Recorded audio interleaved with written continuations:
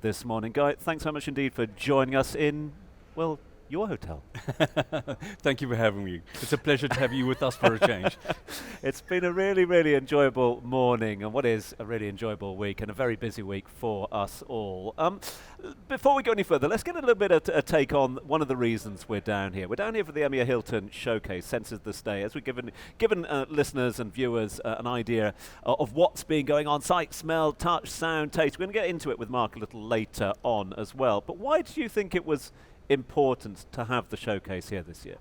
Well, critical. I think this is the first time we've held this outside of the US, and in Dubai it's just such a hub, such an important hub for us. It's just a natural fit to do the showcase here. And it's just this amazing, innovative experience where you're really immersed in the world of Hilton. Sometimes perhaps we take for granted how well people understand who we are, our brands, our culture, and this is a great way to just familiarize people, communicate with them, and get them to experience this in just a very unique way. Yeah, I had the privilege of being up there yesterday, got the experience, albeit the cricket experience wasn't the greatest. Personally, it's a bit of a bash to the pride there. But you and me both. Oh, tell you what. I don't know where that's gone, the form. But no, it's a great experience. Check it out on our socials if you want a little insight into that one. One thing that really struck me was the number of brands. I mean, we know that the Hilton brand itself is one that is known globally, etc. But it's that 24 brands that sit within the portfolio. How important is that, to have different brands for different niches, for different needs and different parts of the world at the moment? It's absolutely fundamental, has been for a while. And I think if you take this region, and Dubai in particular, it's always had that reputation, that strong reputation for leading luxury, but actually that disguises probably one of the most well-diversified markets in the world. There's the real spike in mid-market demand. We are seeing a lot of our mid-market brands do extremely well in region, like Garden Inn and Hampton, but also lifestyle. I mean, that's also one of the world's best-kept secrets. About 25% of hotels around the world under development today fall into that lifestyle category. So a lot of growth across all categories, extremely well diversified, but really important to growth. Let's talk about sort of presence and growth here in the region if we can. Give us an indication of what's on at the moment and the planned growth you have. We're blessed, I think, in this part of the world, Middle East in particular. We've more than doubled our portfolio here in the last 5 years, and we will more than double again going forward. In the next 5 to 8, we'll be close to 240 hotels across the region. So it's really a powerhouse of growth across tourism, hospitality, globally today, sitting in the Middle East. I know it's tried to trot out the phrase, if you build it, they will come, but that certainly seems to be the mantra here. And you wouldn't build it if they weren't going to come, the tourism numbers. So the numbers obviously back in the demand at the moment. Yes, absolutely. I think, this region, the way it's set up, equally not just in terms of how it's led growth over the last 10, 15 years globally, but equally how it's structured moving forward. We have these national tourism strategies across all of these major economies. Dubai, which has been a growth leader for so long, equally has a national tourism strategy for the next 10 years to grow to 40 million travelers. You have Saudi Arabia with Vision 2030. You have Qatar with a national tourism strategy growth. You have Egypt doubling down on tourism growth. You look at that infrastructure, the events, Expo, Football World Cups. This is why this region is just supercharged for growth. I'm sure that's why we've got so many international GMs, international owners here at ATM this year as well, given what's going on in the market. If you were to put your finger in all the experience you've had in hospitality in the region, what are the demand drivers in the region at the moment? I think a little bit of what we talked to, I think it's very unique for us in terms of tourism and hospitality professionals to be surrounded by so many countries where tourism and travel is such a fundamental part of national economic strategy. And when you have that, you see these extremely strong public-private partnerships. Dubai has always been a best case scenario, it always led the world in this, but now you're seeing that replicated right across the region where we as an industry are being integrated, focused on as a fundamental driver of GDP, and that's creating these partnerships, and that is really what is driving growth, and it's unique to this region. Some major economies around the world today still don't have a Minister of Tourism.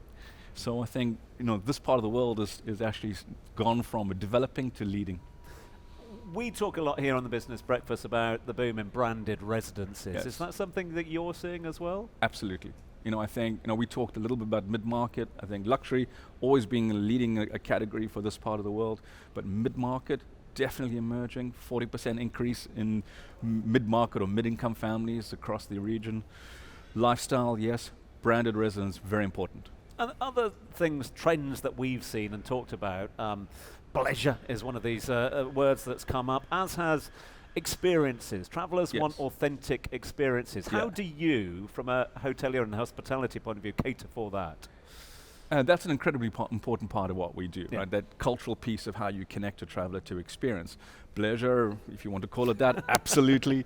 But lifestyle in particular, you know, people wanting to really connect with authentic cultural experiences wherever they're traveling. And that's, I think, a lot of what's behind that growth, that spurge in lifestyle experience or lifestyle brands and lifestyle development. People really want to connect with those very authentic experiences and maybe be a little bit off-piste. You know, that's why we're seeing so much growth in Saudi Arabia. Dubai always been great, Abu Dhabi growing very strongly, but there's some destinations in Saudi like Abba, Asir, which you're seeing now coming up, very unique destinations. And these are areas of the world, I think, that are just going to continue to grow. Collaborations. Are collaborations key, or are they more key than ever before at the moment in terms of moving forward? More key than ever before. Always been a strength of the region. But you're really seeing them go from strength to strength. You're really seeing that, you know, that being emulated. We really see that being focused on as drivers of growth, and you're seeing that accelerating. We're really blessed. You're seeing that accelerate right across the region. Guy, you took on the role in early 2024, so you've had your feet under the desk for over a year now. You're still smiling, so that must be a good sign. Well, it's more feet over the desk than underneath it, Tom. There's a lot of time in the air. You're enjoying it, though? You're enjoying the challenge? Unbelievable. I mean, it's one of the most dynamic regions in the world, growing, great brands, fundamental, you know, it's exciting, we're having fun. Look at ATM, look at the showcase, look at what's happening across the region. Best part of the world to be in. Great company, great culture. What's not to enjoy? And if there's one Hilton project with all the brands that you've got under your portfolio that we should be looking out for, either this year or in the coming years, what is it here in the region? Oh, I think, well, difficult question. Which is your favorite child? You know, there's so much fun. There's so many things to be excited about in this part of the world. I think UAE continues to go from strength to strength. I think Saudi Arabia is a highlight. You know, I think we have 70 hotels under construction today in Saudi Arabia.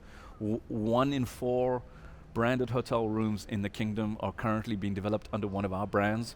So, and you get excited about everything from a Waldorf Astoria in Riyadh, which is going to be one of the most phenomenal projects in the Middle East, to a Hampton in Neom. We're opening one of the largest Hilton Garden Inns in the world, 1,500 rooms in Mecca. So we've been presented with challenges, opportunities, ways to work, which I think is pretty much unique in the world today. Ain't it just? You've got your work cut out, that's for sure. Guy, bless you. Thanks so much indeed for the invite down here to Conrad Dubai. Thanks for your time this morning. I know it's a busier one on ATM 2025. That's Guy Hutchinson, President of Middle East and Africa for Hilton Hotels and Resorts.